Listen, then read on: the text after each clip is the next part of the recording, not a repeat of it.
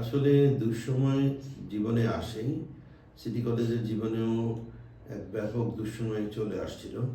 ৯০-এর সেই সময় এক উত্তাল মুহূর্ত। আমি মাত্র ঢাকা বিশ্ববিদ্যালয় থেকে পাশ করে সিটি কলেজে জয়েন করলাম।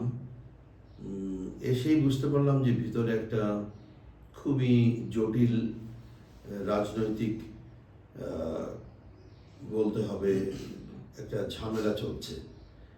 তো আমি অবশ্য আমার বুঝে ওঠার আগেই আমাকে কয়েকজন সহকর্মী, যাদের কথা এই মুহূর্তে খুবই স্মরণ হচ্ছে, বিশেষ করে গাজী স্যার এবং সায়েন্স ডিপার্টমেন্টের নুরুজ্জামান ভাই, ওনারা ওনাদের কথোপকথন থেকে, ওনারা সরাসরি আমাকে কিছু বলেননি, কিন্তু কথোপকথন থেকে আমি বুঝতে পারলাম যে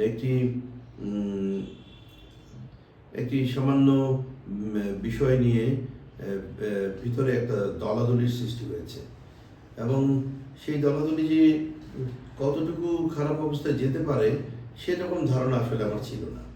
তো বুঝতে পারলাম যে ভিতরে শিক্ষকদের মধ্যেও দুটা গ্রুপ তৈরি হয়ে গেছে, এবং এই অবস্থায় আমি যেহেতু ঢাকা বিশ্ববিদ্যালয়ের রাজনীতিও দেখে এসেছি খুব ভালো করে, খুব কাছ থেকে, কারণ